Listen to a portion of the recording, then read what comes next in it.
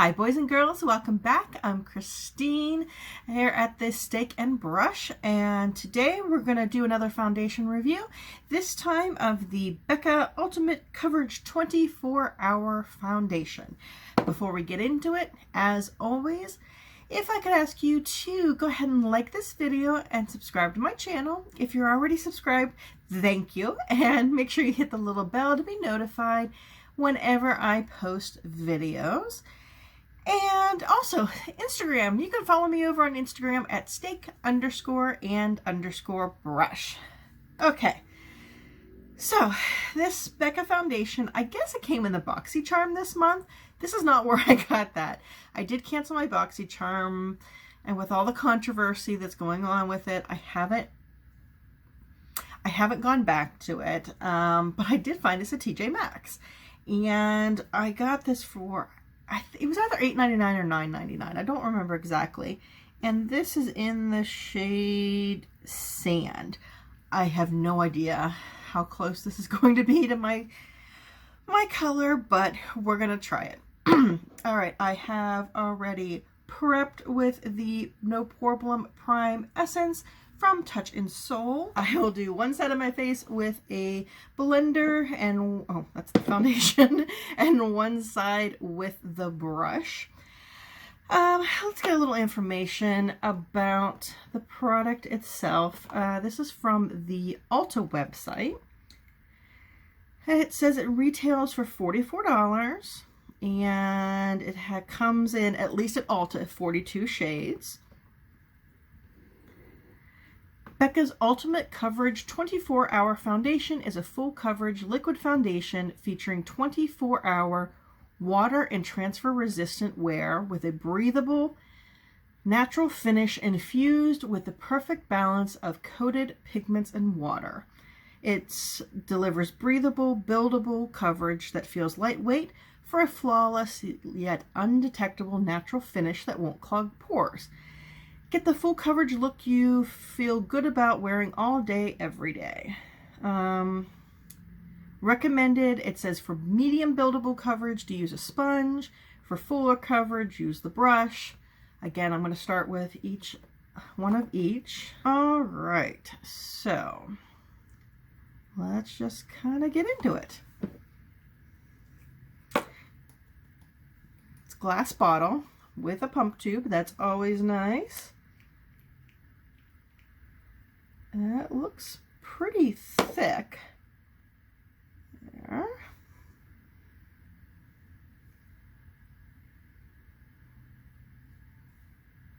We'll start this side with the blender.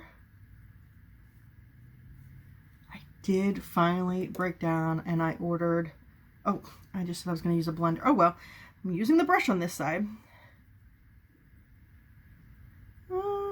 It's a little off of my natural color, but I think I can make it work. Yeah, as I was saying, I finally did cave and I ordered the Tati Blendiful. It actually should be here today. So maybe I'll try this out with it tomorrow.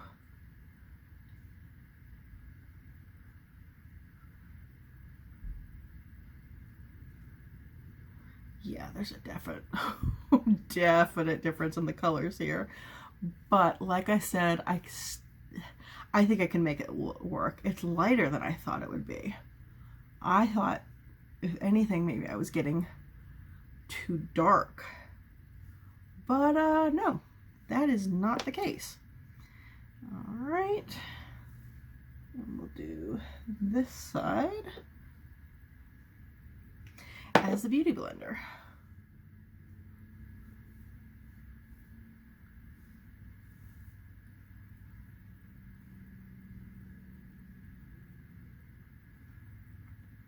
Those of you who got this in your boxy, what did you think? Did you like it?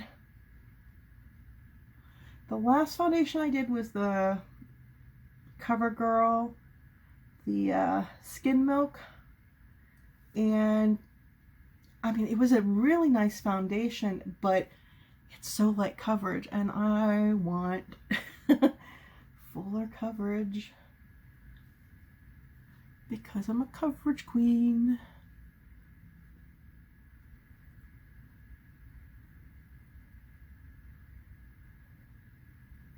Okay. Let's take a look in the mirror and see what we're looking at. Okay, right away I can see that this sunspot's still popping through on the blender side. While I don't like the texture of my skin with the brush side. And I did not smooth it out on my nose very well. Let me just kind of go over this side with the blender.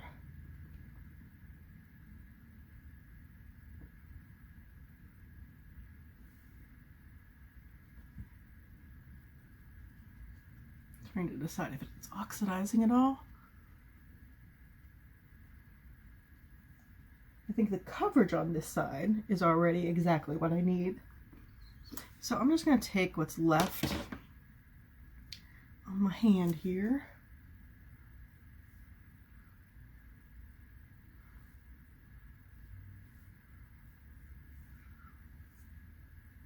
I hate having that on my hand. Now let's see if we can just build it up.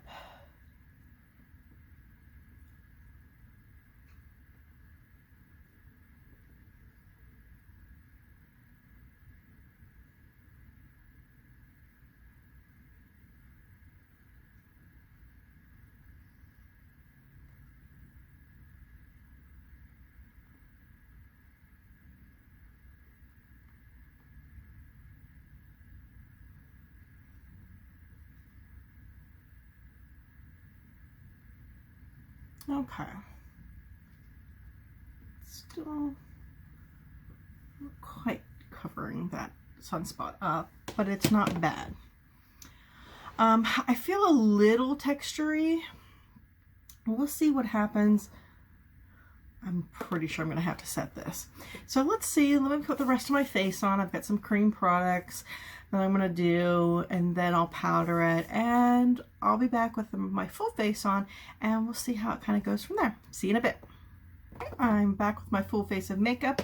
I did end up setting with the Peach Blur from Too Faced, and it was still looking looking a little powdery after that, so I also set it with the Catrice HD Active Performance Spray, and then I sprayed my fixing spray, my Urban Decay All Nighter. So I'm all over the place right now. So let's see how it looks. I feel like it's just getting into my lines a little bit here. It still just looks a little powdery, even though I didn't put powder everywhere.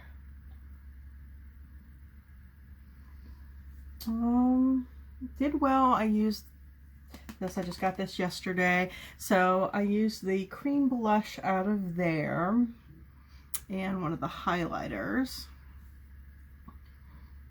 It just doesn't look natural at all. I got some fallout here. And I know that's a lot asking for a full coverage to look natural, but that's what I want. It's you know, the Charlotte Tilbury does it for me, so I'm looking for something else that does that as well. We'll just see how, you know, maybe throughout the day some of my natural oils will come out. It won't look so cakey or powdery, but I'll check in with you at the end of the day. It's about 3:30 now. We'll see how it goes around midnight or so. I'll see you then. Okay guys, it's the end of day one. I'm having a really bad headache, so I just I'm gonna march through this. But it's a mixed bag today on the Becca. Every time I look in the mirror, I feel differently about it. I feel like it's just worn different all day long. I don't know, it's like constantly changing. First of all, the coverage is really good. You know, it is a full coverage foundation, and it is wearing really well, as far as long term. You know, you can really still see my blush bronzer, all my highlight. Here is the, you know, I was wiping my chin and stuff with dinner, but the problem is where that is, there's a very big line of demarcation, and it's probably more because this is a shade a little too light for me, but it looks bad where it has worn away. It actually is just, it's still like, it's about the same as it was earlier today with sinking into lines. It's just barely sinking into lines, and I feel like if I patted it out throughout the day, it probably would look better, but I didn't. No polka dot pores, but the problem is it looks a bit cakey in areas, especially my upper lip. It looks very cakey. And I feel like my nose, especially, you know, from here to here, my whole entire nose really, the texture just looks really bad. And I don't know what really to say about that. Tomorrow I'm going to try it with, I'm going to try I got the Blendiful today, so I'm going to try it with the, a pore filling primer, even though I don't really have a lot of pores that show. I'm going to go ahead and try that. Maybe that'll help with the texture a bit. I'm not sure. I mean, where I do have, you know, my most visible pores are like right through here. Most of the other places, it's just kind of like fine line kind of texture. Not pore texture, but maybe that'll help. It could be a complete hot mess. It's probably not a great idea to use my Blendiful for the first time on a foundation that I've never used, or that I'm testing, but, you know, I'm going to throw caution in the wind, and I'm going to try it anyway. I will definitely try it with the Blendiful with a foundation that I do like, even if I hate the application tomorrow, because I do know that that's the best way to test it. But, you know, also what better way to test it is one that you know that doesn't work well, so that if it works well, you're not like, well, it always works well on me, you know. So who knows? We're going to try it tomorrow, as long as my head has not exploded. So I'll see you tomorrow. Bye-bye. Okay, I am back for day 3 of the Becca Ultimate Coverage 24-Hour Concealer review. Today I primed with the Hello Fab Coconut Skin Smoothie Priming Moisturizer. Let's see, I put this on around noon. It is 10:30 now, so we're looking at 10.5 hours. And yes, I am a glittery girl today. I wore the Tati palette today, and I actually tried out the glitters, and I don't have glitter glue. And just side note, I mean, yes, I have glitter kind of everywhere, but it also stayed really well right there without glitter glue, so that's good. Alright, so let's look at this. Yes, I did put it on with the Blendiful again today, and it looks so much better. Oh, have I had that on all day?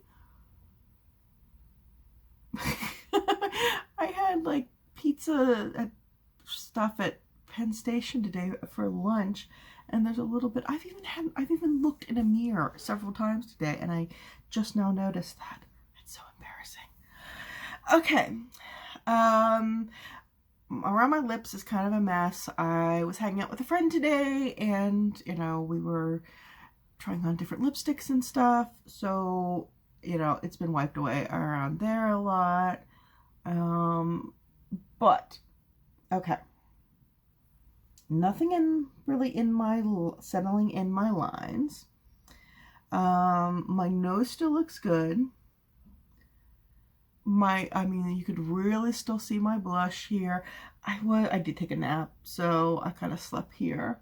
But you can kind of still see my bronzer through here. How it looks, you know, first day it looked really cakey at the end of the night. Yesterday it sort of looked a little dry, so I was hoping the, you know, more of a moisturizing primer would help. It definitely has. Now what do I have there? These are just appearing on my face. All right, it definitely looks less dry here. The texture doesn't quite look as good as it did with the pore filling primer, but it doesn't look bad.